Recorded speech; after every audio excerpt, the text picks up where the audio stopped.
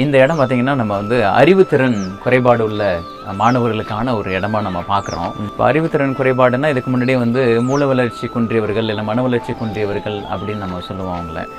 பிறக்கும் பொழுது இல்லை அப்போ இவங்களுக்கு நம்ம வந்து ஒரு ஸ்பெஷல் ஸ்கூல் இருக்கும், ஒரு ட்ரைனிங் சென்டர் இருக்கும், அவங்களுக்கு தேவையான தெரப்பி இதெல்லாமே நம்ம கொடுப்போம். அப்போ பிறந்ததுலேருந்து ஒரு 18 வயசு வரைக்கும் அவங்க ஏதாவது ஒரு ஸ்கூல்ஸோட அவங்க அசோசியேட் ஆகுறாங்க, அவங்களுக்கான பயிற்சிகள் நமக்கு கிடைக்குது. ஆனால் அதை தாண்டி 18 வயசுக்கு மேலே அவங்க வாழ்க்கை அப்படின்றது ஒரு கேள்விக்குறியாகுது. இந்த இடத்துல 2 விஷயம் நடக்கும். ஒன்று வந்து பார்த்தீங்கன்னா அவங்களுக்கு ஒரு 18-20 வயசு ஆகும்போது அவங்க பேரண்ட்டுக்கு வந்து வயசாகும். நீங்கள் எந்த ஒரு பேரண்ட்டை போய் சந்திச்சாலும் அவங்க கிட்ட இருக்கிற முதல் கவலையே நான் இருக்கிற வரையும் பார்த்துட்டேன், இதுக்கப்புறம் யாரும் இவங்களை பார்த்துக்க போகிறாங்க அப்படின்றது தான் ஒரு பெரிய கவலை. ரெண்டாவது, இவங்க சமூகத்தில் இவங்களுக்கான ஒரு வேலை வாய்ப்பு இருக்கா அப்படின்றது மிகப்பெரிய கேள்வி. இப்போ நான் உங்ககிட்ட ஒரு கேள்வி கேட்கலாம், உங்களுக்கு பிடிச்ச விஷயங்கள் எல்லாத்தையும் நான் கொடுத்துட்றேன், உங்களுக்கு சாப்பாடு என்ன சாப்பாடு வேணுமோ இல்லை இன்டர்நெட் வேணுமா கம்ப்யூட்டர் வேணுமோ எல்லாமே கொடுத்துட்றேன், ஆனால் நீங்கள் இந்த வீட்டை விட்டு நீங்கள் வெளியில் வரக்கூடாது அப்படின்னு அவங்களை கேள்வி கேட்டால் நீங்கள் என்ன சொல்லுவீங்க? வெளியில் வரக்கூடாது, எவ்வளோதான் நம்ம வந்து சந்தோஷத்தை உள்ள அனுபவிச்சாலும் நம்ம வெளி உலகத்துக்கு வந்தால் தானே அப்படி ஒரு கண்டிப்பாக இந்த சுதந்திரன்றது வந்து எல்லாருக்கும் தேவையான ஒரு விஷயம் இல்லைங்களா? ஆனால் நீங்கள் யோசிச்சு பாருங்கள், நம்ம இந்த மாதிரி ஒரு ஹோமுக்குள்ளே போனீங்க அப்படின்னு கேட்டிங்கன்னா இவங்களுக்கு இருக்கக்கூடிய இடம் எல்லா மெடிக்கல் கேர் எல்லாமே கிடைச்சா கூட அதை தாண்டி அவங்களுக்கான ஒரு உலகமே வந்து ரொம்ப குறைவு. அவங்க அதை தாண்டி அவங்களால வர முடியறதே கிடையாது.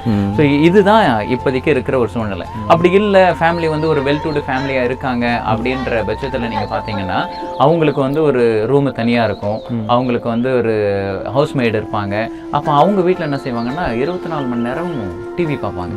ஸோ இதை தாண்டி அவங்களுக்கான ஒரு உலகமும் இருக்காது.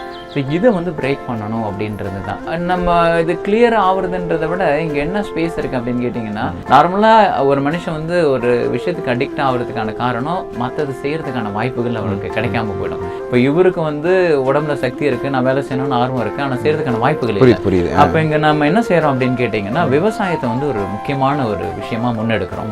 அப்போ காலையில் எழுந்திரிச்சதுலேருந்து நம்ம ஒரு மாடு பார்க்குறோம், ஒரு கோழி பார்க்குறோம். இப்போ இதில் வந்து அவங்க பிள்ளைங்க தங்குறதுக்கான இடங்கள் இருக்கும், அவங்க வேலை செய்யறதுக்கான இடங்கள் இருக்கும், படிக்கிறதுக்கான ஸ்கூல் இருக்கும். நம்ம இது வந்து நம்மளோட ஸ்கூல். இது நம்ம இங்க அவங்களுக்கான பயிற்சிகள்லாம் நம்ம இந்த ஸ்கூல்ல தான் நம்ம பார்க்கவே அந்த ஒரு ஸ்டைல், ஒரு கேரளா ஸ்டைலில் ஒரு சூப்பராக இருக்கு.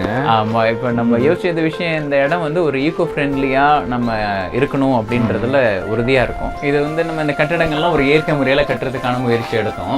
இது வந்து ரேட் ட்ராப் மெத்தட்னு சொல்லுவோம். இப்போ வந்து நம்ம எக்ஸ்போஸ்டு பிரேக், இதில் பிளாஸ்டிங் பண்ணியிருக்க மாட்டோம், பெயிண்டிங் பண்ணியிருக்க மாட்டோம். இது நம்ம ஒரு 9:30 மணிக்கு மேலே இந்த இடம் வந்து ரொம்ப பிஸியான இடம் ஆகிடும்.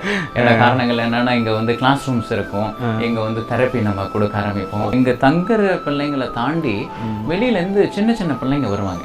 இவங்க எல்லாருமே வந்து டிசபிள் பிள்ளைங்க, ஏதோ ஒரு மாற்றுத்திறனாளி உள்ள இருக்கிற குழந்தைங்க. இப்போ சின்ன குக்கிராமம் அப்படின்றதுனால உங்களுக்கான பயிற்சி நிறுவனங்களும் உங்களுக்கு தெரப்பி கொடுக்கறதுக்கான வாய்ப்புகள் ரொம்ப குறைவா இருக்கும். இப்போ இந்த மாதிரி டிசபிள்டு பிள்ளைங்கள் மாற்றுத்திறனாளிகள் பெரும்பாலும் இருக்கிற கூடிய இடம் ஒரு 75% எங்கன்னு கேட்டிங்கன்னா கிராமத்தில் தான்.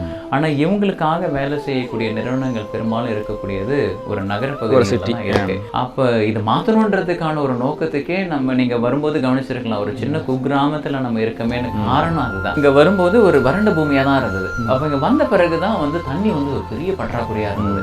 அப்புறம் பூமி வந்து களிமண் பூமியாக இருந்தது. இந்த களிமண் பூமியில் வந்து ஒரு செடி வளர்க்குறதுன்றது ஒரு கடுமையான போராட்டம், தண்ணி கிடையாது.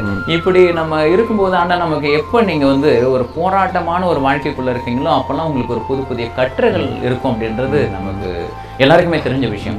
அப்போ இந்த போராட்டம் தான் இன்னைக்கு வந்து நீங்கள் பார்க்கக்கூடிய, அன்றைக்கி வந்து கரண்ட் கிடையாது, கரண்ட் இல்லையே, அப்போ என்ன செய்யலாம், சரி ஒரு சின்ன சோலார் லைட் வாங்குவோம் அப்படின்னு ஒரு சின்ன ஒரு பேனலில் ஒரு 3 லைட் எரியிற மாதிரி வாங்கணும். அதுதான் நம்ம வந்து ஆரம்பம். நமக்கு தண்ணி நமக்கு இல்லை, தண்ணி என்ன செய்ய போகிறோம் அப்படின்னா நேரம் இங்கே இருக்கிற தாத்தா பாட்டிகிட்ட போயிட்டு அவங்கள்ட்ட உட்கார வச்சு அவங்களோட கதைகளை கேட்டு இந்த ஊரில் என்ன தாங்க நீங்கள் விளைவிச்சீங்க, என்ன நடந்ததுக்குன்னு ஒரு 100 வருஷ ஸ்டோரிலாம் கலெக்ட் பண்ணும்போது இந்த இடம் வந்து சிறுதானியங்களுக்கான அற்புதமான இடமா இருக்கு. அப்போ வந்து சிறுதானியங்கள் வளருமா, நம்ம போடலாமே அப்படின்னு சொல்லிட்டு ஊட்டிட்டு சிறுதானியங்களை விதைச்சோம். அதுதான் எனக்கு கொடுத்த மிகப்பெரிய நம்பிக்கை. தண்ணியே தேவைப்படலைங்க, ஒரு புல் எப்படி வளருமோ அந்த மாதிரி வளருது. அது வந்து உண்மையிலே எனக்கு இது அற்புதமான மண்ணுன்னு எனக்கு மண்ணு மேலே ஒரு பெரிய மரியாதை வந்த நேரம் அப்போதான்.